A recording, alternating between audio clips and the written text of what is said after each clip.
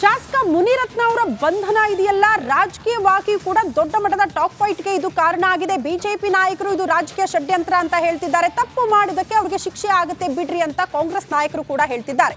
ಒಟ್ನಲ್ಲಿ ಇವರ ಬಂಧನದ ಹಿನ್ನೆಲೆ ಕಾರಣ ಏನು, ಯಾಕೆ ಅವ್ರ ಬಂಧನ ಆಯ್ತು, ಹೇಗಾಯ್ತು ಬಂಧನ, ಆ ಎಲ್ಲದರ ಕುರಿತು ಒಂದು ಸಂಪೂರ್ಣ ವರದಿ ಇಲ್ಲಿದೆ ನೋಡಿ.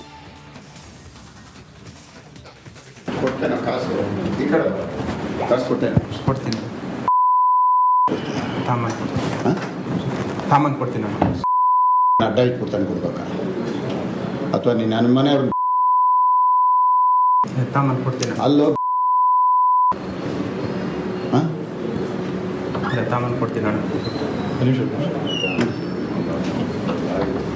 ಏನು ಗೌಡ ತಾನೆ? ಹೌದಾ? ಕೊಡ್ತೀನಿ. ನಗರ ಬಿಜೆಪಿ ಶಾಸಕ ಮುನಿರತ್ನ ಅರೆಸ್ಟ್. ಬೈಗುಳ ವೀರ ಶಾಸಕನ ಕೈಗೇರಿತು ಕೋಳ. ಬಿಜೆಪಿ ಶಾಸಕ ಮುನಿರತ್ನರನ್ನ ಪೊಲೀಸರು ಬಂಧಿಸಿದ್ದಾರೆ. ಗುತ್ತಿಗೆದಾರ ಚೆಲುವರಾಜುಗೆ ಜಾತಿ ನಿಂದನೆ ಮಾಡಿದ್ದಲ್ಲದೆ ಜೀವ ಬೆದರಿಕೆ ಹಾಕಿದ್ದಾರೆ ಅಂತ ವೈಯಾಲಿ ಕಾವಲ್ ಠಾಣೆಯಲ್ಲಿ ಎಫ್ಐಆರ್ ದಾಖಲಾಗಿತ್ತು. ಆಂಧ್ರದ ಚಿತ್ತೂರಿಗೆ ತೆರಳುತ್ತಿದ್ದಾಗ ಕೋಲಾರದ ನಂಗಲ್ಲಿ ಎಂಬಲ್ಲಿ ಬಂಧಿಸಲಾಗಿದೆ.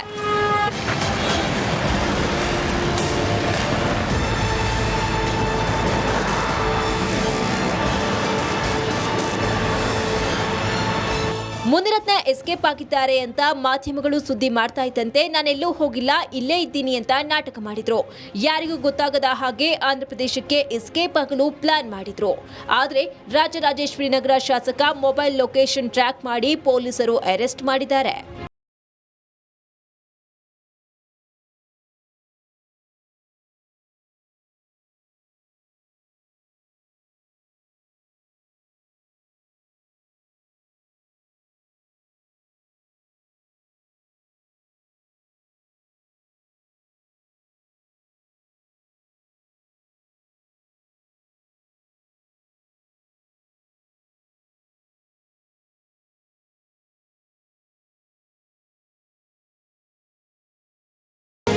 ಮುನಿರತ್ನಗೆ ಮೆಡಿಕಲ್ ಚೆಕಪ್ ನಡೆಸಿದ ಬಳಿಕ ನ್ಯಾಯಾಧೀಶರ ಮುಂದೆ ಹಾಜರುಪಡಿಸಲಾಯಿತು.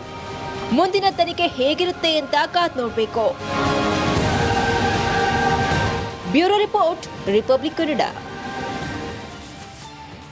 ನೋಡಿ, ಇದಿಷ್ಟು ಗುತ್ತಿಗೆದಾರ ಚೆಲುವರಾಜು ಅವರಿಗೆ ಧಮಕಿ ಹಾಕಿದ್ರು, ಲಂಚಕ್ಕೆ ಬೇಡಿಕೆ ಇಟ್ಟರು, ಜಾತಿ ನಿಂದನೆ ಮಾಡಿದ್ರು ಅನ್ನೋ ಕಾರಣಕ್ಕೆ ದೂರು ಕೊಟ್ಟರು, ಅವರ ಬಂಧನ ಆಯ್ತು. ಬಟ್ ಯಾವಾಗ ಇವರ ಬಂಧನ ಆಯ್ತೋ ಕಾಂಗ್ರೆಸ್ ನಾಯಕರೆಲ್ಲ ಫುಲ್ ಆಕ್ಟಿವ್ ಆಗ್ಬಿಟ್ರು. ಫುಲ್ ಆಕ್ಟಿವ್ ಆಗ್ತಾ ಇದ್ದಂತೆ ಒಬ್ಬೊಬ್ಬರಿಂದ ಒಂದೊಂದು ರಿಯಾಕ್ಷನ್ ಬರೋದು ಪ್ರಾರಂಭ ಆಯಿತು. ಯಾರ್ಯಾರು ಏನು ಹೇಳಿದ್ರು ಆ ಕುರಿತ ಒಂದು ರಿಪೋರ್ಟ್ ಇಲ್ಲಿದೆ ನೋಡಿ.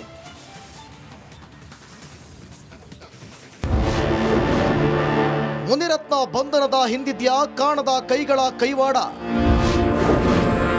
ಸಿಎಂ ಭೇಟಿಯಾದ 10 ನಿಮಿಷದಲ್ಲೇ ಮುನಿರತ್ನ ಅರೆಸ್ಟ್. ಬಿಜೆಪಿ ಶಾಸಕ ಮುನಿರತ್ನ ಜಾತಿ ನಿಂದನೆ ಮಾಡಿದ್ದಾರೆ, ಕೊಲೆ ಆರೋಪ ಕೂಡ ಮಾಡಿದ್ದಾರೆ, ಅವಾಚ್ಯ ಶಬ್ದಗಳಿಂದ ನಿಂದಿಸಿದ್ದಾರೆ ಅಂತ ಗುತ್ತಿಗೆದಾರ ದೂರು ನೀಡಿದ್ರು. ಆದರೆ ಪೊಲೀಸರು ಅದರ ವಿಚಾರಣೆಯಲ್ಲೇ ಇದ್ರು. ಆದರೆ ಗುತ್ತಿಗೆದಾರ ಚೆಲುವರಾಜು ಸಿಎಂ ಸಿದ್ದರಾಮಯ್ಯರನ್ನ ಭೇಟಿಯಾದ 10 ನಿಮಿಷಕ್ಕೆ ಅರೆಸ್ಟ್ ಆಗುವ ಎಲ್ಲ ಪ್ರೊಸೀಜರ್ ಮುಗಿಸಲಾಗಿದೆ.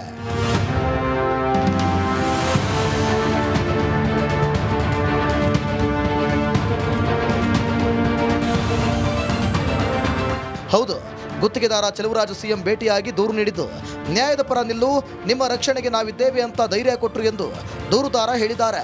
ಅಲ್ಲದೆ ಮುನಿರತ್ನ ಅರೆಸ್ಟ್ ಬಗ್ಗೆ ಮಾತನಾಡಿ ಇದು ಅವರಿಗೆ ಜೀವನದ ಪಾಠವಾಗಲಿ ಎಂದಿದ್ದಾರೆ. ಮುಖ್ಯಮಂತ್ರಿಗಳ ಭೇಟಿಯಾದ 10 ನಿಮಿಷಕ್ಕೆ ಮುನಿರತ್ನ ಅವರು ಬಂಧನ ಆಗಿದ್ದಾರೆ ಅಂತ ಸುದ್ದಿ ನನಗೆ ಬಂತು ಸರ್. ನನಗೆ ತುಂಬಾ ಸಂತೋಷ ಆಗ್ತಾ ಇದೆ ಸರ್.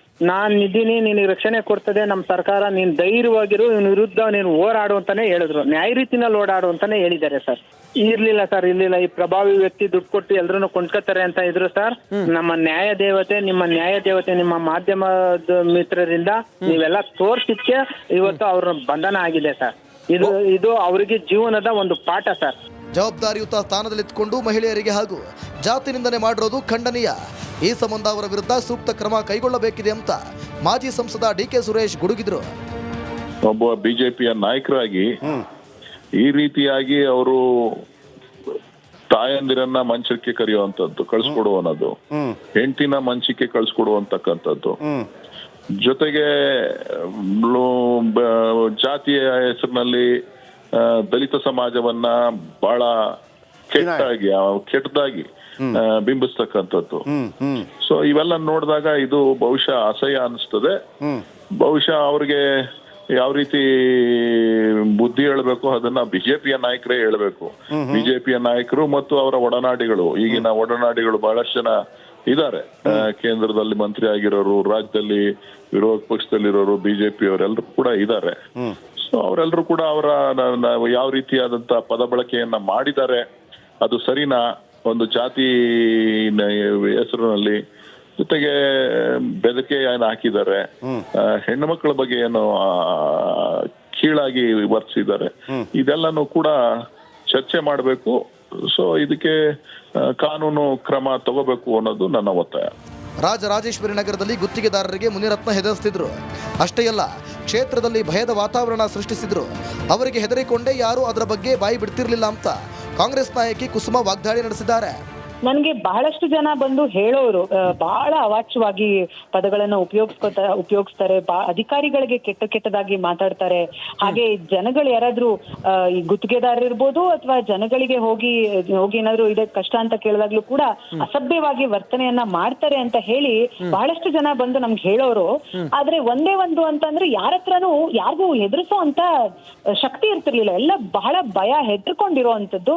ಇಡೀ ರಾಜರಾಜೇಶ್ವರಿ ನಗರ ಕ್ಷೇತ್ರದಲ್ಲಿ ನೀವು ಯಾರನ್ನೇ ಹೋಗಿ ಕೇಳಿದ್ರು ಕೂಡ ಒಂದು ಭಯದ ವಾತಾವರಣ ಇರ್ತಿತ್ತು. ಯಾಕಂದ್ರೆ ಅವ್ರು ಸಖತ್ತು ತುಂಬಾ ಹೆದರ್ಸೋದು, ಬೆದರ್ಸೋಂಥದ್ದು, ಮಾಡೋವಂಥದ್ದು ಅವರ ಪ್ರವೃತ್ತಿ. ಬಹುಶಃ ಅವ್ರ ಹಿನ್ನೆಲೆ ಹಂಗಿರೋದ್ರಿಂದ ಅದನ್ನ ಮಾಡ್ಕೊಂಡು ಬರ್ತಿದ್ರು ಅನ್ಸುತ್ತೆ. ಎಲುಬಿಲ್ಲದ ನಾಲಿಗೆ ಎಂದುಕೊಂಡು ಆಡಬಾರದ ಮಾತುಗಳನ್ನು ಆಡಿದ್ದಾರೆ ಏನೋ ಗೊತ್ತಿಲ್ಲ. ಆದ್ರೆ ಅವರದ್ದೇ ಎನ್ನಲಾದ ಆಡಿಯೋದಲ್ಲಿ ಈ ರೀತಿಯ ಹೇಳಿಕೆ ಕೇಳಿ ಜನಾಕ್ರೋಶದ ಜೊತೆ ಕಾಂಗ್ರೆಸ್ ನಾಯಕರ ಆಕ್ರೋಶವೂ ಹೆಚ್ಚಾಗಿದೆ. Bureau report, republic Kannada.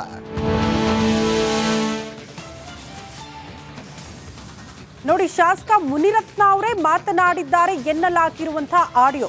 ಅದರಲ್ಲಿ ಲಂಚಕ್ಕೆ ಬೇಡಿಕೆ, ಜಾತಿ ನಿಂದನೆ, ಮಹಿಳೆಯರ ಬಗ್ಗೆ ಅಸಭ್ಯವಾಗಿ ಮಾತನಾಡಿದ್ದಾರೆ. ಆಡಿಯೋ ಕೇಳಿಸ್ಕೊಂಡ್ಬಿಟ್ರೆ ಬಹುತೇಕ ಕಡೆ ಬೀಪ್ ಸೌಂಡ್ ಹಾಕಬೇಕು. ಈ ವಿಚಾರಕ್ಕೆ ಸಂಬಂಧಪಟ್ಟಂತೆ ಸೌಮ್ಯ ರೆಡ್ಡಿ ಅವರು ಕೂಡ ರಿಯಾಕ್ಷನ್ ಕೊಟ್ಟಿದ್ದಾರೆ, ರಿಪಬ್ಲಿಕ್ ಕನ್ನಡ ಜೊತೆ ಮಾತನಾಡಿದ್ದಾರೆ. ಹೆಣ್ಣು ಮಕ್ಕಳ ಬಗ್ಗೆ ಇಷ್ಟೆಲ್ಲ ಮಾತನಾಡಿದ್ದಾರಲ್ಲ, ಬಿಜೆಪಿ ಕ್ರಮ ಕೈಗೊಳ್ಳಬೇಕು, ಪಕ್ಷದಿಂದಲೇ ಅವ್ರನ್ನ ಉಚ್ಚಾಟನೆ ಮಾಡಬೇಕು ಅಂತ ಕೂಡ ಹೇಳಿದ್ರು. ಇಂತಹ ವ್ಯಕ್ತಿಗಳು ಶಾಸಕರಾಗಿ ಇರಬಾರ್ದು. ಬಿಜೆಪಿಗೆ ಮಹಿಳೆಯರ ಬಗ್ಗೆ ಗೌರವ ಇದ್ರೆ ಈ ಕೂಡಲೇ ಕ್ರಮ ಕೈಗೊಳ್ಳಿ, ಉಚ್ಚಾಟನೆ ಮಾಡಲಿ, ನಾವು ಮಹಿಳಾ ಆಯೋಗಕ್ಕೆ ದೂರು ಕೊಡ್ತೀವಿ ಅಂತ ಸೌಮ್ಯ ರೆಡ್ಡಿ ರಿಯಾಕ್ಷನ್ ಕೊಟ್ಟಿದ್ದಾರೆ. ನೀವು ಮಹಿಳಾ ಆಯೋಗಕ್ಕೆ ದೂರು ಕೊಡ್ತೀರ ನಿಜ. ತಾರ್ಕಿಕವಾಗಿ ಇಂತಹ ಮನುಷ್ಯರನ್ನು ಒಂದಷ್ಟು ಸಮಾಜದಲ್ಲಿ ಇಡೋಕೆ ಬಿಡಬಾರ್ದು ಅನ್ನೋಂಥದ್ದು, ಉನ್ನತ ಹುದ್ದೆಗಳಲ್ಲಿ ಅದ್ರ ವಜಾ ಮಾಡುವಂಥದ್ದಾಗಲಿ, ಮುಂದೆ ಹೋರಾಟಗಳಾಗಲಿ ಮಹಿಳಾ ಕಾಂಗ್ರೆಸ್ನಿಂದ ಯಾವ ರೀತಿ, ಯಾಕಂದರೆ ಒಂದು ಆಹಾರ ಸಿಕ್ಕಿದೆ ನಿಮಗೆ ಅಂತ. ನೋಡಿ, ನಾವು ಮಹಿಳಾ ಕಾಂಗ್ರೆಸ್ಸಿಂದ ಮತ್ತು ಎಲ್ಲರೂ ಅಷ್ಟೇ ಮಹಿಳೆಯರಾಗಿ ಮತ್ತು ಯಾರೇ ಆಗಿರಲಿ, ಮಹಿಳೆಯರಲ್ಲ ಮನುಷ್ಯರಾಗಿ ಈ ರೀತಿ ಮಾತಾಡಬಾರ್ದು. ಒಬ್ಬರ ಜಾತಿ ಬಗ್ಗೆ, ಮಹಿಳೆಯರ ಬಗ್ಗೆ ಅವ್ರ ಮನಸ್ಥಿತಿ ನೋಡಿ ನಮಗೆ ಗೊತ್ತಾಗ್ತಾ ಇದೆ. ಬಿ ಜೆ ಪಿಯ ಎಲ್ಲ ಶಾಸಕರಾಗಿರಲಿ ಅವರೆಲ್ಲ ಆಲೋಚನೆ ಮಾಡಲಿ, ಅವ್ರನ್ನ ತೆಗೀಲಿ, ವಜಾ ಮಾಡಲಿ.